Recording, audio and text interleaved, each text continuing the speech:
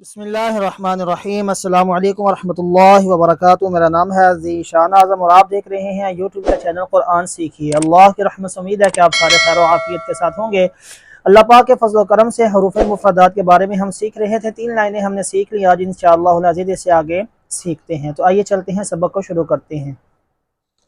बिस्मिल्लाहिर्रहमानिर्रहीम।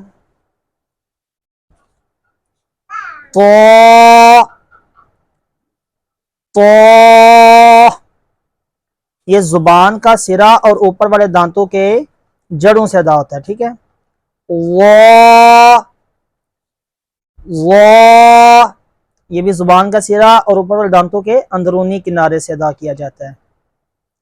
आइन हलक के दरमियान से अदा किया जाता है। आइन गॉइन हलक के ऊपर वाले हिस्से से, यानी जो मुंह के साथ मिला हुआ है। गॉइन फा ऊपर वाले दांतों के किनारे और निचले होठ के तर हिस्से से अदा किया जाता है। फा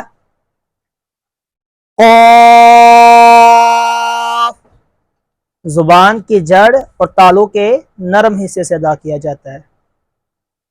काफ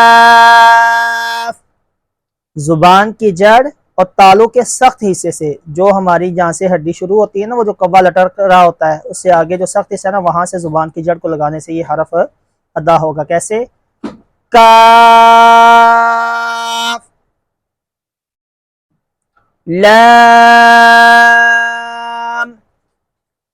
ये जुबान का सिरा और अनियाब से सनाया तक के मसूड़ों से अदा किया जाता है। ठीक है। मीम दोनों होंठों के खुश्क हिस्से से अदा किया जाता है। मीम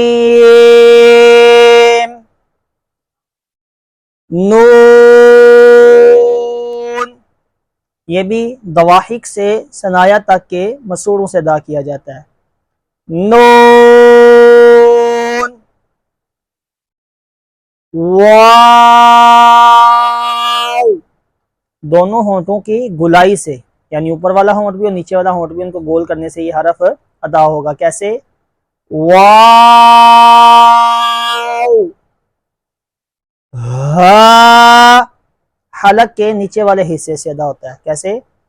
हा ये भी हलक के नीचे वाले हिस्से से अदा किया जाता है। हमज़ह हमज़ह जुबान के दरमियान और तालू के दरमियान से अदा किया जाता है। या अब यह रस्मुल खाता है, यानी इस तरह भी लिख सकते हैं और इस तरह भी लिख सकते हैं। या इसी के साथ अपने दोस्त को इजाज़त दीजिए। दुआओं में याद रखिएगा। खुश रहें और खुशियाँ बांटते रहें। अस्सलामु अलैकुम वरहमतुल्लाहि वबरकातुहू।